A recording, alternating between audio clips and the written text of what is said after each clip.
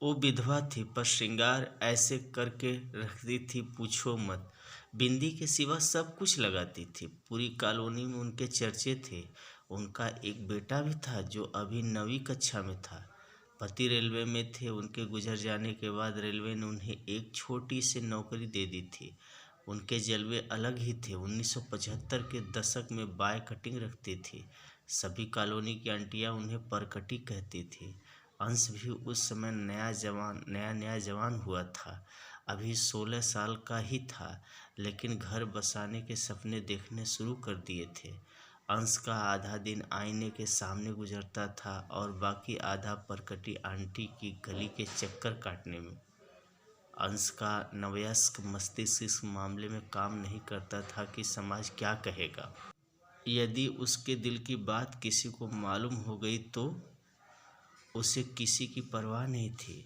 परकटी aunty को दिन में एक बार देखना उसका जुनून था। उस दिन बारिश अच्छी हुई थी। अंश स्कूल से लौट रहा था। साइकिल पर ख्वाबों में गुम उसे पता ही नहीं लगा कि आगे मोड़ पर कीचड़ की वजह से कितनी फिसलन थी। अगले ही क्षण जैसे ही वह अगले मोड़ पर मुड़ा, साइकिल फिसल गई और अंश नीचे।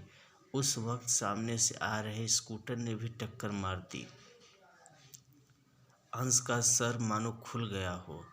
खून का फव्वारा फूटा। अंश दर्द से ज़्यादा इस घटना के झटके से स्तब्ध था। वह गुम सा हो गया। भीड़ में से कोई उसकी सहायता को आगे नहीं आ रहा था। खून लगातार बह रहा था। तभी एक जानी पहचानी आवाज़ अंश अंश नाम पुकारती है। अंश की धुंधली हुई दृष्टि देखती है कि परकटी आंटी भीड़ को चीर पागलों की तरह दौड़ती हुई आ रही थी। परकटी आंटी ने अंश का सिर गोद में लेते ही उसका माथा, जहाँ से खून बह रहा था, उसे अपनी हथेली से दबा लिया। आंटी की रंगीन ड्रेस खून से लथपथ हो गई। आंटी चिल्ला रही थी, अरे कोई तो सहायता करो, यह मेरा बेटा है, कोई हॉस्पिटल ले चलो हमें। अंश को अभी तक भी याद है, एक तिपहिया वहाँ रुकता है, लोग उसमें उन दोनों को बैठाते हैं। आंटी ने अभी भी उसका माथा पकड़ा हुआ था, उसे सीने से लगाया हुआ था। अंश को टाके लगाकर घर भेज दिया जाता है। परकटी आंटी ही उसे रिक्शा में घर ले कर जाती हैं। अंश अब ठीक है, लेकिन एक पहेली उसे समझ नहीं आई कि उसकी वासना कहाँ लुप्त हो गई। जब परकटी आंटी ने उसे सीने से लगाया तो उसे ऐसा क्यों लगा कि उसकी माँ ने उसे गोद में ले लिया हो। वात्सल्य की भावना कहाँ से आई? उसका दृष्टिकोण कैसे एक क्षण में बदल गया? क्यों वह अब मातृत्व के शुद्ध भाव से परकटी आंटी को देखता? आज अंश रेलवे से रिटायर्ड अफसर है।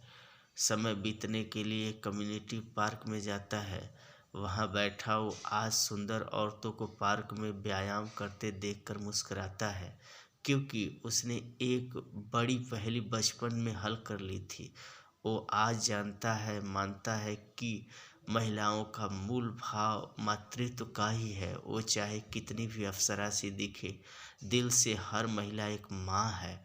वह माँ सिर्फ अपने बच्चे के लिए ही नहीं, वो हर एक लाचार में अपनी औलाद को देखती है। दुनिया के हर छोटे मोटे दुख को एक महिला 10 गुना महसूस करती है, क्योंकि वह स्वतः ही कल्पना कर बैठती है कि अगर यह मेरे बेटे या बेटी के साथ हो जाता तो। इस कल्पना मात्र से ही उसकी रूह सिहर उठती है और रो पड़ती है और दुनिया को लगता है कि महिला कमज़ोर है। अंश मुस्कुराता है, मन ही मन कहता है कि हे विश्व के भ्रमित मर्दों, हर औरत दिल से कमज़ोर नहीं होती, वो तो बस माँ होती है।